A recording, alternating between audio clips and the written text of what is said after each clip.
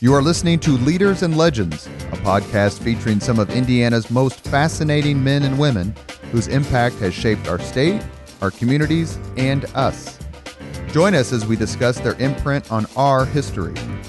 Leaders and Legends is brought to you by Veteran Strategies Incorporated, your local veteran business enterprise specializing in public relations, media relations, public outreach, crisis communications, and digital photography. My name is Robert Vane, Principal of Veteran Strategies, former Deputy Chief of Staff to Mayor Greg Ballard, and Communications Director for the Indiana Republican Party. I'm honored to be your host for our discussion. We are joined today by Sherry Seiwert, who is the Pontifex Maximus of all things Downtown Indy, and one of the most incredibly delightful people you'll ever meet. Thank you, Sherry, for joining us today. It is absolutely my pleasure. Thank you. Downtown's getting ready to get hopping. Well, it's been hopping for the last couple of years. But weather makes a difference. Weather makes a tremendous difference. And so come May, even late April, we'll see a big difference in the people on the street. You became president of Downtown Indy in 2012. Correct. Tell us a little bit about what you did before then. Sure. How far do you want me to go back? You were born on what date? Born and raised here in Indianapolis. Prior to that, I worked for a state agency called so I want you to know, I tend to rename organizations after I start. So it was the Indiana Housing Finance Authority. Very easy. People call it IFA. And then I changed it to the Indiana Housing and Community Development Authority, which became ICDA, which is horrible, or HICDA, but it better reflected what we did. And so it was a quasi-state agency. We didn't utilize state revenue, but we provided resources to communities throughout the state for community redevelopment. And what'd you do before that? You said you were born, raised here? Where'd you go to college? Here. Tell us everything. You want to know everything? How you met Andy? Oh, gosh. Let's see our stuff. Now he's going to have to listen to this. I went to IU, so didn't get too far from home. Went to Broadwell High School, so IPS grad, K through 12. Good for you. Yeah. I graduated from Howe. Nice. All right. Public school. So you didn't mind the IPS, just to digress, yes. The IPS referenda, which I directed in 2018, were you conflicted? Boy, how many people are going to listen to this? So millions. So when I was a senior in high school, there was a debate on whether to close Broadwell or Shortridge High School. And I was, believe it or not, the selected student to go in front of the IPS board and try and argue why Broadwell should stay open. Now, you won. We did win. Mm-hmm. But if I were to be asked again if Broadwell should have remained open, I would likely say, no, it really is a real estate opportunity if IPS were to, sell it and not to digress to the referendum, but I mean, yeah. Broadwell was sitting at 37% occupancy. You ridiculous. Just can't run on tight budgets. You can't run buildings at 37%. No. What was it like going to IU? Were you there for any particularly good basketball years? Yeah. I was there. Well, Bobby Knight was. Need I say more? So every year was a good basketball year while I was there. I was there up until '87 when I graduated, and championship. Yeah. So great school. Really loved it. The only reason, though, truly that I went to IU, I would love to say because I wanted to become, going to medicine or something. No, I was the youngest of three, and my sister was at Purdue, and my brother was at Ball State, and I was thinking, what other school can I go to that they're, not there? So it was either Indiana State or IU. So that's truly the reason why I ended up Well, you got IU. to talk big smack. Yeah, I did. I can't anymore, but I did that. True. Point taken. No one I know who's gone to IU, let me say it a different way. Everybody I know who's attended IU would go back tomorrow. They had so much fun. They just talk about it's so beautiful and it's a great community. Just what's it like being at IU? Because everybody I know absolutely loved that experience. Well, sure. When you're that age, I mean, if you could transplant me back to when I was a co-ed at, 19, absolutely, I'd go back. But my daughter is there now, so I do have a little bit of a taste, and it's changed somewhat, but it is. It's a wonderful experience in anybody's life when they're in college. Like to go back at your current salary? I could barely pay her tuition. There are several organizations that market and support Indianapolis as a whole. Yes. You're president of Downtown Indy. Yes. How is that different, say, for example, from Visit Indy or other like organizations? You're all pulling in the same direction, but you do have different goals and methods. You know, you're absolutely right. And so when you think about Downtown Indy, and we now say Inc., we almost put that ink on there, because when we changed our name to Downtown Indy, oddly enough, everyone started referring to downtown Indianapolis as Downtown Indy. So we're no longer an organization. It sounds like we're the place, which is not a bad thing. Sure. But Downtown Indy Inc., we often say we're the ones that create the product. So when you think about keeping a downtown safe and clean and vibrant, we create a product that Visit Indy can sell. So Visit Indy is the Convention and Visitors Association for our city, and they're the ones that are responsible for putting heads in beds. And that's really where a good portion of their resources come from. So the more conventions they can get to Indianapolis, the more heads they can put in beds, that generates more resources. And certainly it's good for us. And obviously if downtown is a great place, a nice place to visit, folks are going to want to book their conventions. Over the weekend, there was I think it was a story in the Indianapolis Star that talked about how the people attending the the Big Ten men's basketball tournament were lamenting that it wasn't held in Indianapolis. I don't know if you saw that story. We lamented it too, that they wasn't held here. Yeah. Point taken. But when you hear stuff like that, and then several months ago for the Big Ten football championship, Mike Greenberg from ESPN tweeted that Indianapolis is the best big game city in the country. Indianapolis. How does that make you feel? Like everybody just wants to come here. Obviously, it makes us all feel good, right? I am grateful for the leaders that came before us that really planned our city well. So when you think about the layout of the convention center and the hotels, they're all in very close proximity.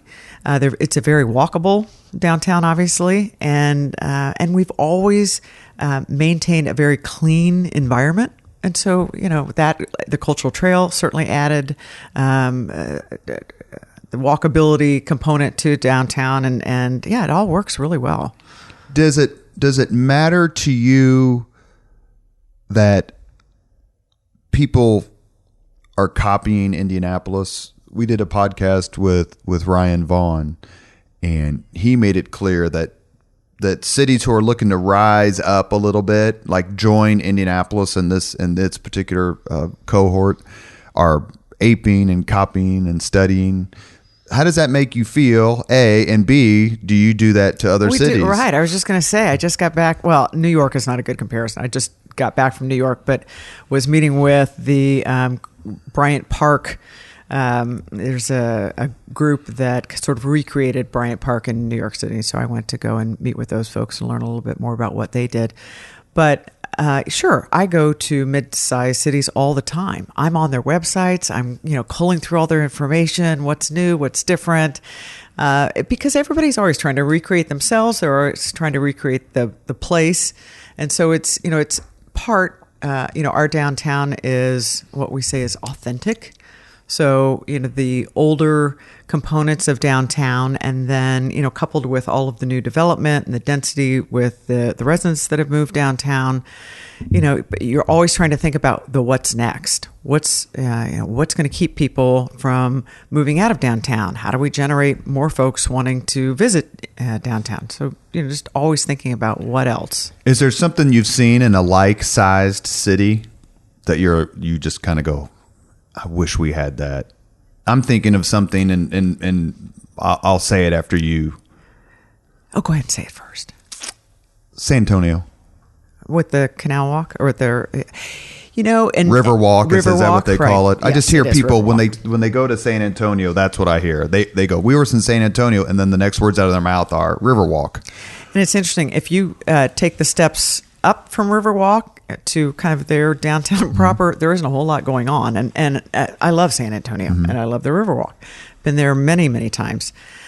It was created for what it is. I mean, for the restaurants, for all of the buildings that align the river, exit out onto the river, and so it was well planned, and they've developed an extension, and so if you get an opportunity, take one of those little boat rides and go through it. Anyway, our canal sadly wasn't. I actually worked. We were talking about what we used to do. I worked for Goldsmith, our former mayor, for a number of years, and he was one of his successes was to extend the canal. And so the acquisition that occurred of all the properties and all the development that went on, there wasn't a full thought out plan on what ought to go there, and as a result, we wound up with a lot more residential, not much retail. And so, unfortunately, I think we could have had a better plan in place. It's beautiful. It's popular. If you go and run, right. If you want to take a walk, run. But when you think about the San Antonio Riverwalk, it wasn't created for that, unfortunately. When Mayor Ballard was on and we were talking about, it might have been one of what's your legacy, which is a word he doesn't like, but accomplishment or something you're most proud of or whatever. I believe his answer is, because I think it's consistent, is connectivity. Yes. And I believe one of the reasons he emphasized that was because of his time overseas in the military, where everything is so easy to get to. Like in Europe, we take a train and you're going from one country to the other, and so on and so forth. And the fact that his kids really influenced his way of thinking. He would tell you that he wanted to create, and I think he did, create a city where young people wanted to come here. Yes. Live, work, raise a family, get an education. But connectivity is something that he's gone back to many times. I bring that up because do you think it's feasible that the kind of embryonic White River projects and ideas that have been floated in the last year or so, is that the next natural extension of what Indianapolis has done downtown? So I think in the next decade, we will see, when I think about downtown proper, we often talk about the mile square, which is north, south, west, and east streets. But as we watch development push out, we have, Bottle Works, which is the eastern portion of Mass Avenue. You have 16 Tech, which is a northwest, up around 16th Street. We certainly have the GM stamping plant and the redevelopment to come there, and Criminal Justice Center, exactly. If you want to call it. But so you start to see the development push out in all four directions of downtown. The river, we've always turned our backs on the river. So if you look at IUPUI, nothing faces the river. None of their buildings face the river. So we really haven't developed around the river, and we've always kind of, turned our backs on it. So it's about time that we engage the river. Most cities do. And so, yes, I think that will be as a destination point for downtown. I think that is logical. And that's one of the things that I've read is that the Deep Rock Tunnel, all the stuff that's happening through Citizens Energy is one of the things that's making this possible. Right. Is that correct? Yes. Nobody wants to get in that water right now. That's what I was always told. It's like, whatever you do when you're a kid, don't get in that water. Right. You went to Broad Ripple, grew up here, as you stated earlier. How do you feel when you look at your city and think about this? And this is a question I've asked other people, so I'll just ask it this way. If I told you in 1979 or 1975, Indianapolis in 2019 is going to look like this, have hosted this, is home to this, which one of these things would have made you the most surprised? I remember I was always fascinated by downtown. So I would get on the bus and take it downtown. I may get off, I may not, just a route around downtown. And I can clearly remember what downtown was then. And that was 78, 79. And so much, there was a lot of vacancy. It was dirty. It was dark. And everyone says it rolled up at 5 o'clock, and it was true. I later worked a couple of jobs, and one of them was hostessing at a restaurant that's no longer there. But the only time people came in was when there was a Pacers game. at Market Square Arena. So, and that was it. I mean, it was just so rare for people to even come out at night for dinner downtown. So now, fast forward, it's still hard to get into most of the restaurants in downtown, certainly on the weekends. You would never have thought about residential living in downtown. So those are the things that I think about when I think about the change in downtown and the transformation that we've seen. And when you're walking around, like at night, like say a Saturday night or a Thursday night or whenever, as you just said, is there a certain, you just kind of shake your head? You do, and you go, what? A lot of people say, look at all the people on the sidewalks and it's nighttime. That's exactly right. It is. It's true. And I do, some of the other cities that I go to, there still aren't, there isn't a lot of pedestrian traffic. So we're very fortunate that people feel comfortable walking around downtown at night. And downtown is our safest neighborhood in Indianapolis. I mean, when you look at the data. So it makes me feel good that we can maintain a safe downtown and that, there are so many folks that want to live downtown. You're listening to Leaders and Legends. Today we have on Downtown Indy. Let me get this right. Yes. Downtown Indy Inc. Yes. President Sherry Seiwert. Nice. We're sponsored by Girl Scouts of Central Indiana, our new sponsor, our new title sponsor. Mass Ave. Has any part of Indianapolis changed as much in the last 5 to 10 years as Mass Ave? I would say that Fountain Square is certainly pretty close. And I come from a community development background, so I've had a lot of jobs. I've worked for a group called LISC. Starting as a hostess? Yes, right. Local Initiative Support Corporation. And we're a financial intermediary where we invested. We were the first money in to try and create that spark to bring the market into a certain area. And so Mass Ave was one of those. And so it generally takes about 20 years to really see that sort of transformation by the time you start investing in a community. And then there are local folks that want to participate, and then the lenders come in shortly, and then capital.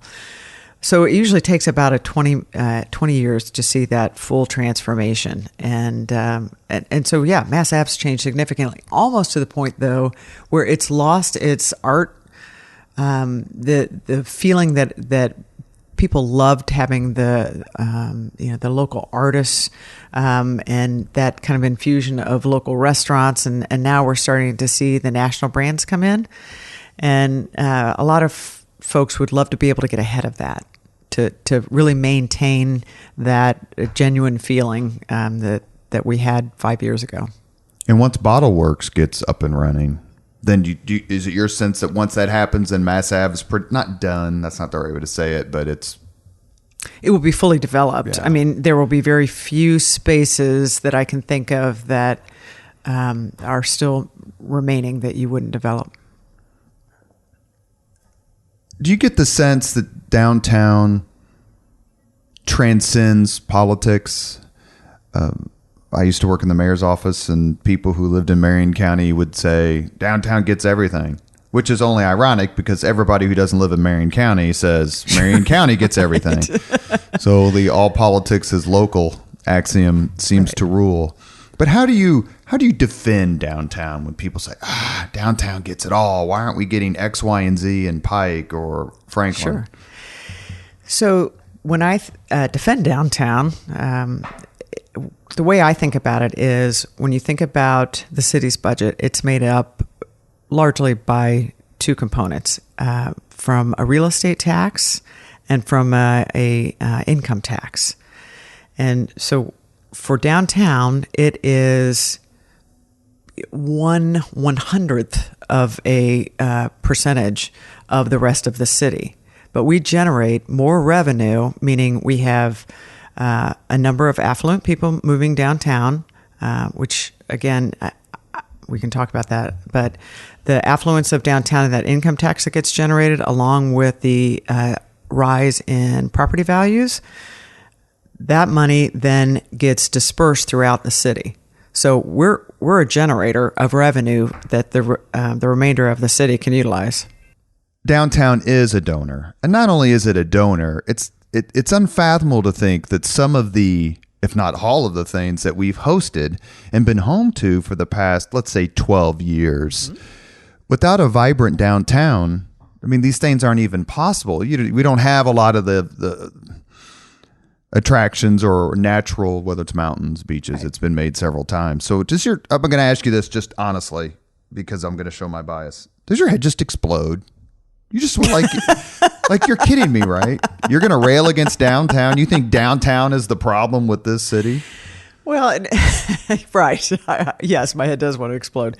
But again, I come at it from a revenue perspective, and the healthier our downtown is, the city is going to benefit from that overall. So not only that, you want to be proud. You want to be proud of the city that you're a part of. And so when there are big events that are going on downtown, people they gravitate downtown. They want a piece of it. They want to, be a part of it. So yeah, it's not just about the revenue. I think it's also about pride. You came on as a president right after the Super Bowl was hosted in February of 12. Was there a lot of residual benefit? I mean, did that goodwill help you last a long time? Because clearly Indianapolis took the Super Bowl.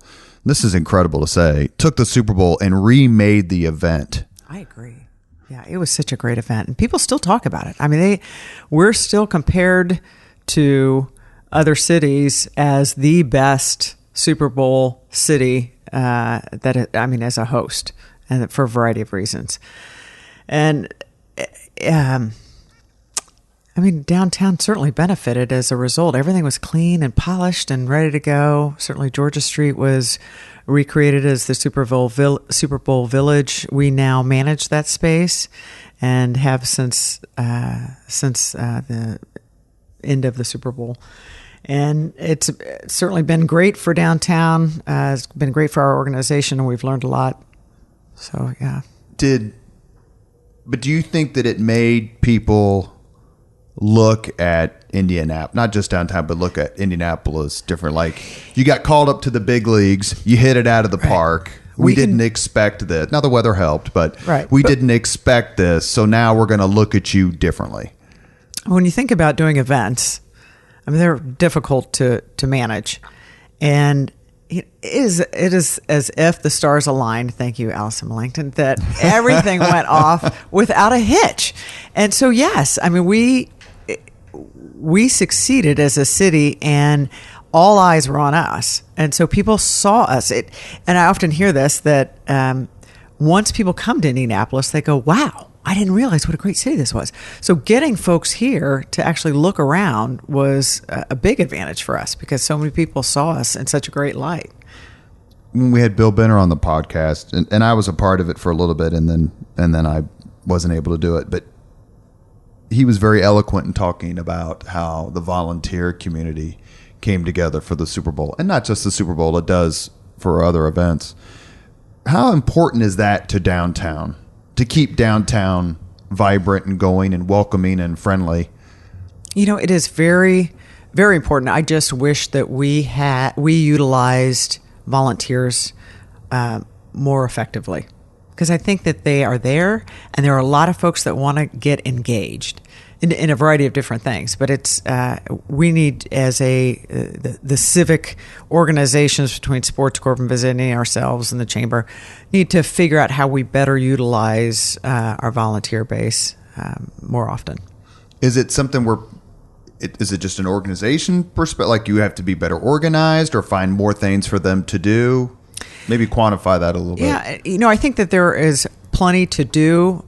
What would be great is if all of the organizations came together with some commonalities of, keeping volunteers busy, because if it's episodic, it's hard to continually engage them. So if we're asking them to come and plant flowers, 3 times a year and, help us, with some cleanups and that kind of thing, that's not exciting. They don't want to do that. They really want to be a part of events. And so how can we better manage utilizing volunteers for all of the events that occur?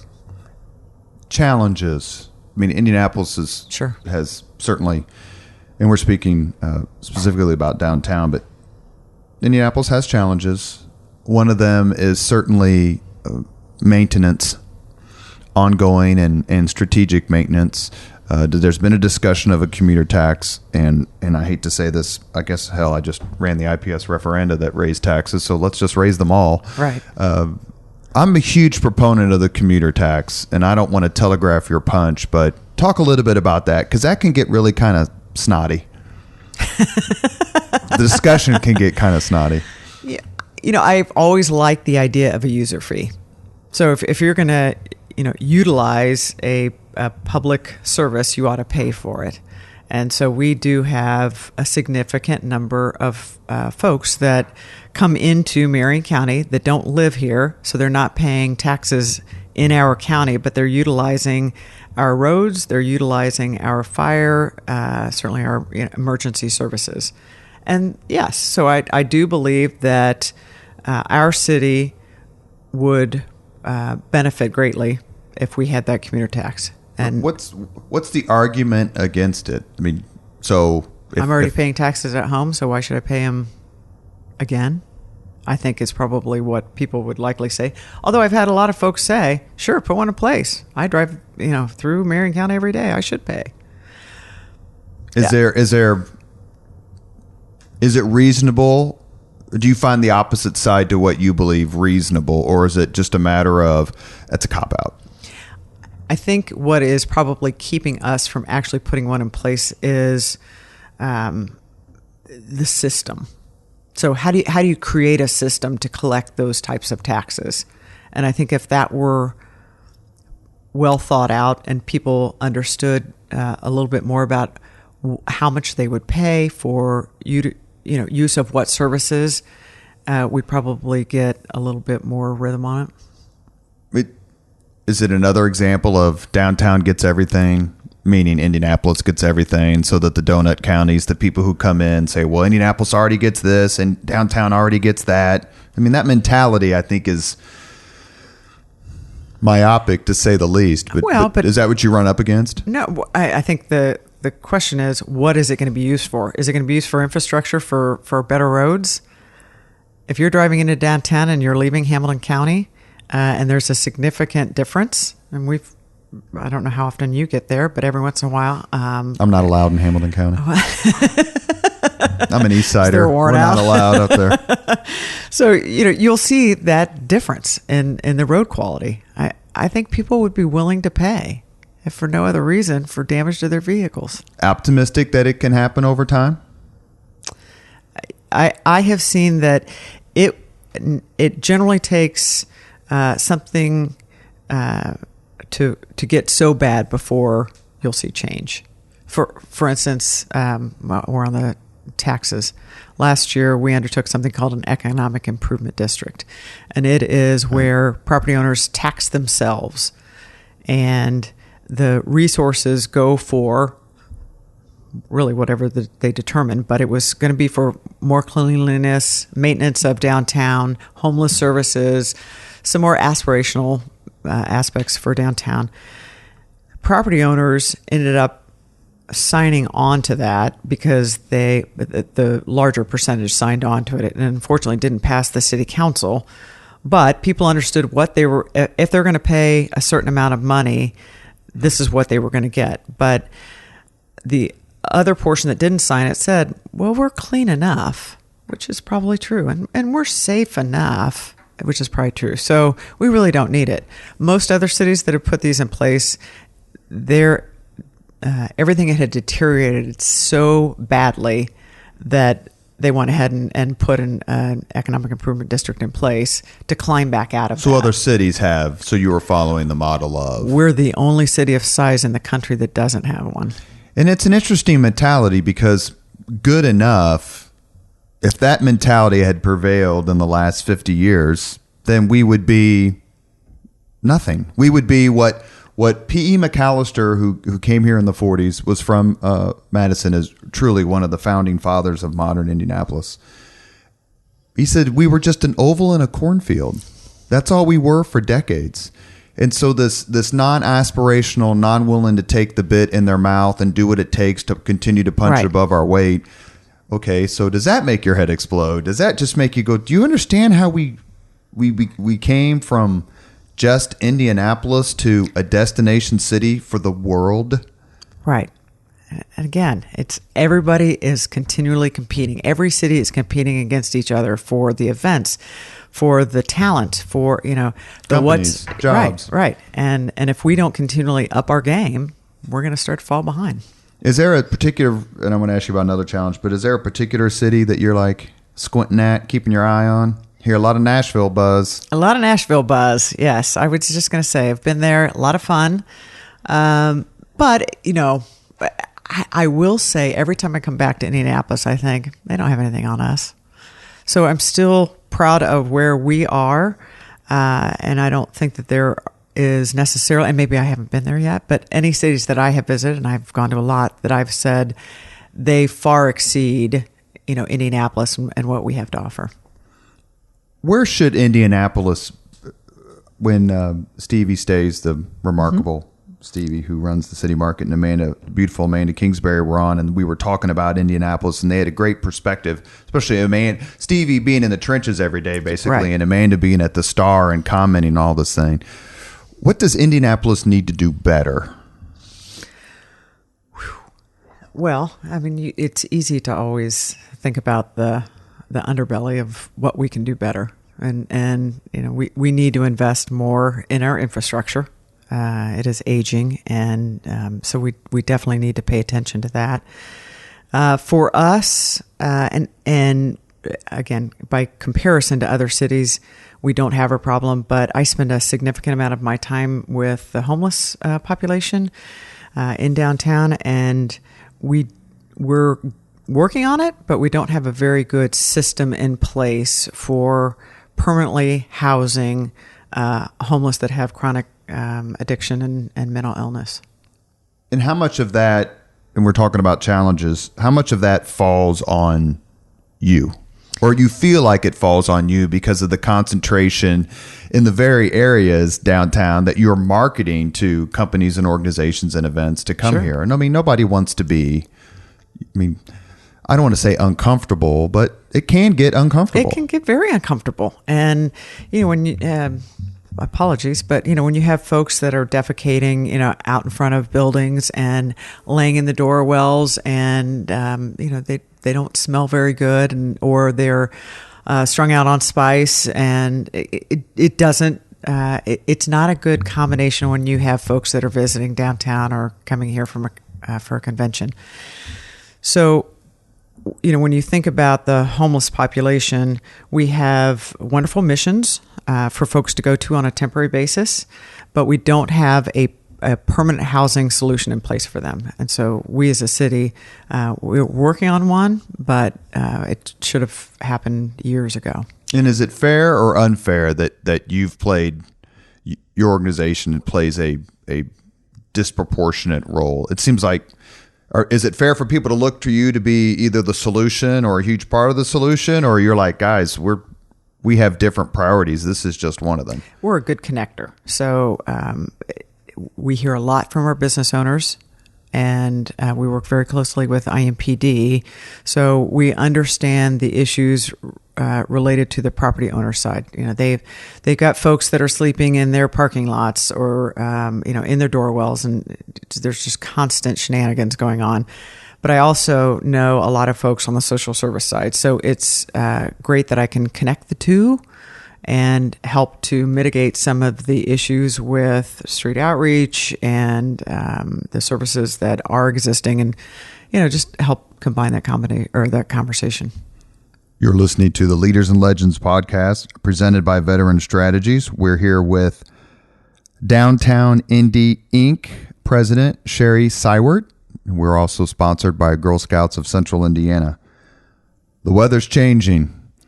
Circle's going to get only more busy. The areas around the circle are going to get only more busy. Is this when you really start to feel it? When you start to look at your calendar and like, wait, we got this. We do. You get your vacation in early? I actually have one planned for May, so it's not good timing, but it is what it is. So it really, things do tick up in the summer months, and everybody wants to be outside. It's after a long winter, it's sort of that reward to be able to get outside and just enjoy sitting around the circle and people watching. But so many events. I looked at the event numbers, and we've seen a significant increase in the number of events that are happening in downtown by comparison to the rest of the city, which we love. But yes, we have to be ready for it. And it's the good with the bad. It's the fun. It's the people that want to come out and participate in the events. And again, we see an uptick in the homeless numbers and what I call the travelers. Those are the folks that really don't stay here, but they come through and hang out on the streets in the summer. So it's a lively downtown. Sherry, pro scooter or anti-scooter? So I have a Harley. I'm happy about that. I've never been on a scooter. How do you like that? I guess you could paint a scooter name on the side of your Harley and just tool around the cultural trail. I think that they were dropped in many cities, and none of us were prepared. We don't have safe places for them to ride, and if we did, I would feel a lot different about them. I will say I never see anyone on one that isn't happy. Everybody always has a big smile on their face. That's a great point. Now, those of us who ride our bicycles, I'm not a Harley person. I've actually never even been on a motorcycle, so I could fix that. You might be the only one who could. Maybe Dave Taylor or someone from IMPD. As someone who rides his bike downtown all the time, the riders tend to be in their own world, and that makes me a little nervous. It seems that they can't be on the cultural trail. They're not allowed to be on the cultural trail. Right. So then that pushes them out into the road, which as someone in a car, you're like, I'd rather if I was going to get hit by something on a scooter, I'd rather get hit by a bicycle than, some sort of delivery truck. How do you figure that out? Do you think it's still being figured out? Because you did. You're right. They dropped him in here. The council kind of then weighed in. And then there was a little bit of a populist kind of pushback, like, let these people do this sort of thing. And but then you come downtown and it's a lot different than the Pacers bike share because we're all going the same speed. Right.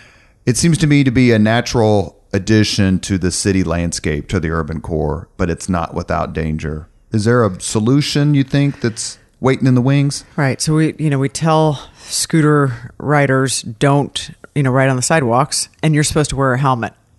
How many of us carry around a helmet? I've never seen anyone. Never. So that pushes them onto the street, which, unless we have dedicated bike pass and or scooter pass, it really just isn't a good. It's a recipe for disaster. We've seen so many people get knocked off their scooters, unfortunately. And it's happening in other cities too. Sure. So have you reached out to city X, Y, or Z and have you guys figured this out? We have. And so, we continually try and you don't want to put too many rules on there because then again, people, they're not going to abide by them. And then it becomes a lot more work for IMPD to try and chase after folks and ticket them. So I think if we can, just think logically about not only what we have with scooters, we will likely have dockless bikes. Other cities are talking about those as the next. Do they get picked up as well, like the scooters do, and then pushed back into? Right. Because the bike share program's been my understanding, it's been very popular and very successful. And it's wonderful because you know where the bike is and you know where you're going to drop it off, and it's not laying on the sidewalk. But if we get dockless bikes, then think about that coupled with scooters and the sidewalk. People don't think about it, but it really is. It has become an expensive piece of real estate. And so with everything that, including, outdoor cafes and, the utilization of our sidewalks, we need to be very thoughtful about what can be out on the sidewalks and what shouldn't be. Because it's really, and you push back on this, it's really two separate sets of activation working against each other. You Correct. want, like, right. going back to Stevie at the market and the plaza, and now there's the games and there's places to eat out there and things that have really changed over the last 10 to 12 years at the market. So if people are going to be milling about, which is what you want, hopefully spending money, then that seems to not necessarily mesh well with somebody who doesn't have a helmet on, who's going 15 miles an hour on a scooter. Is that something that's one example perhaps? Are there other examples that you have encountered? You're like, we've got the irresistible object and the resistible, whatever the hell it is. What's it called? Immovable object and irresistible force in multiple cases downtown. Speaking of my IPS education. Are there other examples where you've got competing interests? They're both good, perhaps, but they're in conflict. Well, let me turn that around and think about why the scooters do benefit us. Think about the folks that are living downtown, but they may not be able to afford the immediate. When I think of the core of downtown, the rents. The average rent's $1,200 to $1,400 a month.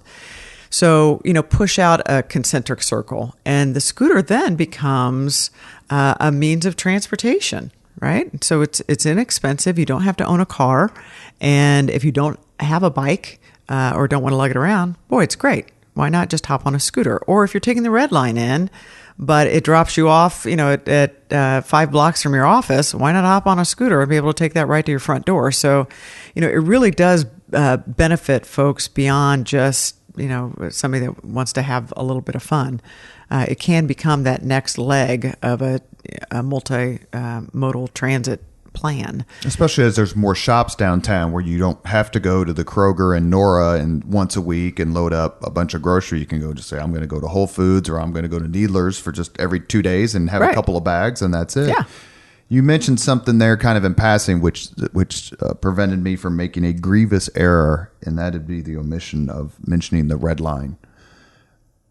Is that a downtown issue for you, or is that bigger? It's obviously a bigger downtown development, but how critical is the red line to you? To Downtown Indy Inc. and getting people in and out and to and from work. And it's the to and from work part that I think people don't pay enough attention to. Agreed. So, emissions has always been an issue for the city. Our air quality is not great. But when you think about leasing more space in downtown, most office brokers will tell you that parking is a big issue. Dennison was one of my clients, and that's constant. Agreed. Right. And so employers feel this obligation to pay for their employees' parking. Yet we're not running out of parking spaces. We have plenty of parking spaces in downtown. They're just not in the right places. So if we can figure out a better, share of folks riding the BRT beyond, the red line, we'll have the blue line and purple. And I think that will still allow us to not be so concerned about parking and, having our car right underneath our office. And if we can start to say to our employers, why not just give your employee $100 and let them decide? That way, they can figure out if they want to take the red line and, the bike share and instead of paying for parking.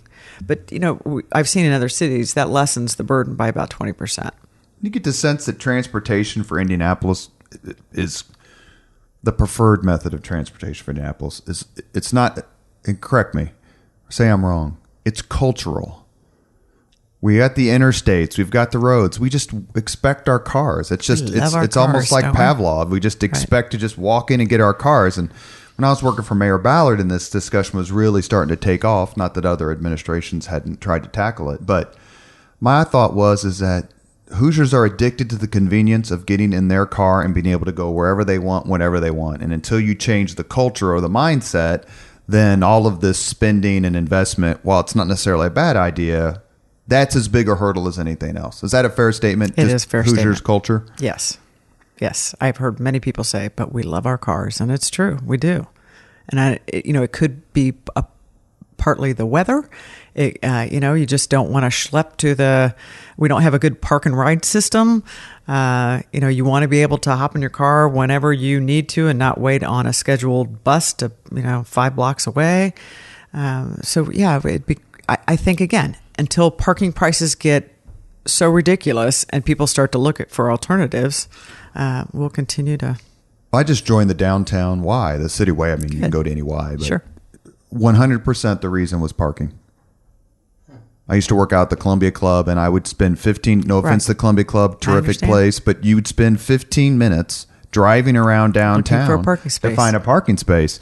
And on a 4-degree day, if you were lucky enough to find one 2 blocks away, well, then kind of is no incentive. Whereas I thought the Cityway YMCA with its parking program, I mean, it had me.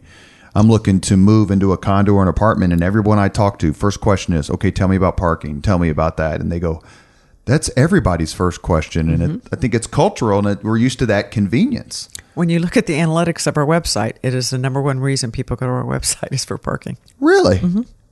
Yep. Well, they would assume you would be the experts, right? So that makes sense. True. Last question before we go to the 5 questions is Downtown Indy Inc. is obviously a nonpartisan. It's not doesn't get involved in particular fights, but you've had to work with different mayors and different leaders. Yes. You worked for Mayor Goldsmith. Mm-hmm. What was that like, and how does working for a mayoral administration help you understand what other mayors need and emphasize? So you understand that working for a local government is not easy, and that you are on all the time. I mean, you don't put, at the time, you just don't put your phone down.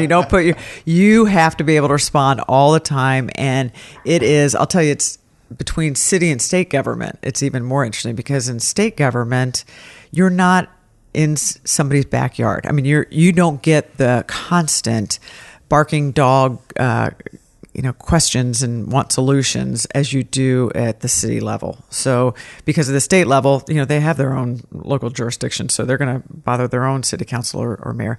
So there's a vast difference between state and local government. But working for a city, you do understand that you have to be responsive to the general public. Then you have the city county council, and then you certainly have the mayor. And so you learn politics, even if you're apolitical, you learn that system pretty quickly. And you also understand, again, how the city's budget works and how difficult it is to be all things to all people with a small budget. It's coming up. It's coming up on a series of amazing events. Ryan Vaughn talked about it in the podcast we did with him. The next 3 or 4 years for Indianapolis are going to be, maybe 5 years, are going to be off the charts in terms of big sporting events, national championship games, all-star games, that sort of thing. Are you planning now? You understand what's coming? Well, we do understand what's coming, and it is, one great thing about Indianapolis, among many, but we often talk about the partnerships that we have. And so it is great that when we do have big events coming, that the Sports Corp can reach out to us or visit Indy, that we will all work together. Everybody gets along. Absolutely. And so that is a huge benefit in working in this field. And because we know that at the end of the day, to make the city look good, to make the event run well, we all have to work together. So that's wonderful. We as an organization have recently been awarded a grant from Lilly Endowment to create an activation on Monument Circle. And so we're working on that now so that it can certainly be in place by the time these large events come to Indianapolis. And that will be, there's a whole lighting component to it, as well as a video mapping on the exterior of some of the buildings on the circle, if you think about that, the facades of the buildings. So It'll be fun. It'll just be a fun activation for large events. Before we get to the 5 questions, let me give you an opportunity. Tell folks why they should support Downtown Indy Inc. What comes with being involved, with being a member or a sponsor? Make a plug for people to contribute and join and be members. How nice of you. Thank you for saying that. If you care about downtown from a personal perspective or from an economic perspective, Downtown Indy Inc. is we often call ourselves the people behind the place. We're the ones that help to make sure that downtown continues to be vibrant. We help to manage that chaos that occurs in downtown, and we're kind of the oil that makes the engine run. So again, I go back to this personal level. You may think about Circle of Lights. That's one of the events that we do, and so it's a tree lighting. Yes, for Monument Circle. It's a traditional event that some people feel very strongly about. That too, if you want to continue to have a safe downtown, we try to make a significant impact in all of those areas.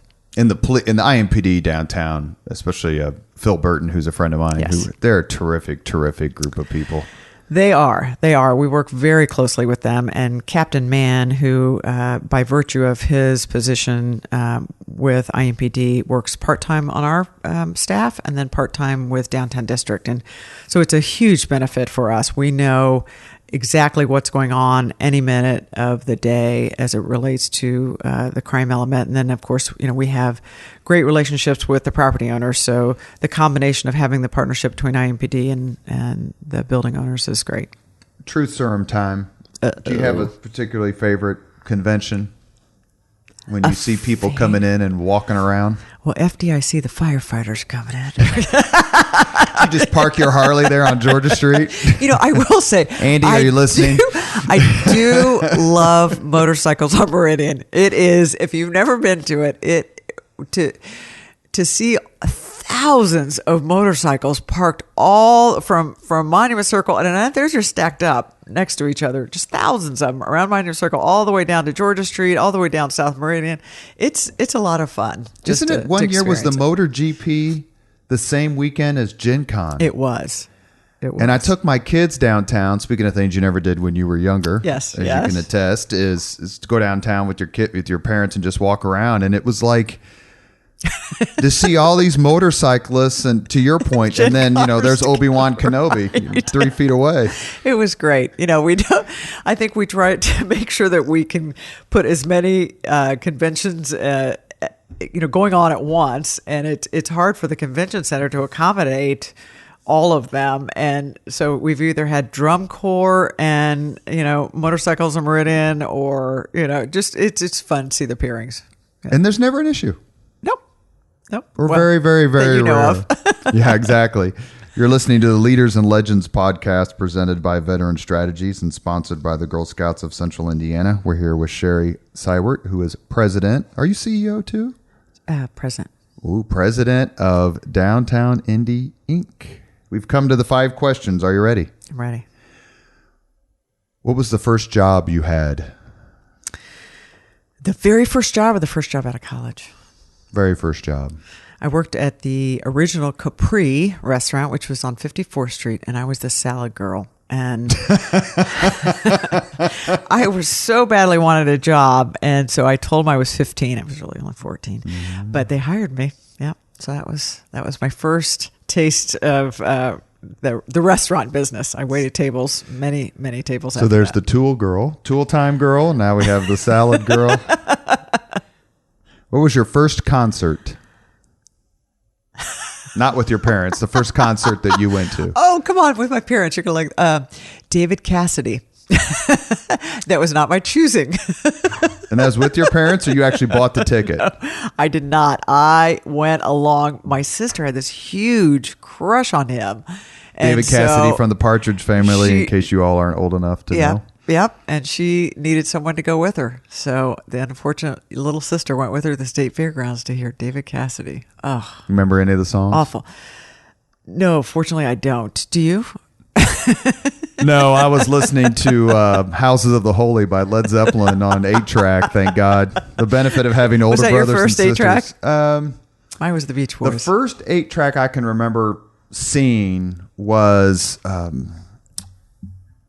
I think it's Deep Purple, Machine Head, whatever had Smoke on the Water on it. I think that may be a Machine Head. Is that right? And my sister's 10 years older than me, so when I was 4, 5, 6, 7, that's what you're listening to. It's Beatles, Sure. the White Album. It's Right. Led Zeppelin 2. It's that sort of stuff. So I really got the Who, Pink Floyd. I got did. really lucky. Wow. As My opposed to brother what passes was for Alice music Cooper, these days. right? So I understand the older sibling. I'll have to show you the picture I posted of my son at the Alice Cooper concert. Oh, you should. Oh, he loved it. I told him, I said, you've taken the average age of this concert goers and lowered it by about 80%. Sorry to digress. If you could recommend any book to someone, which book would you recommend?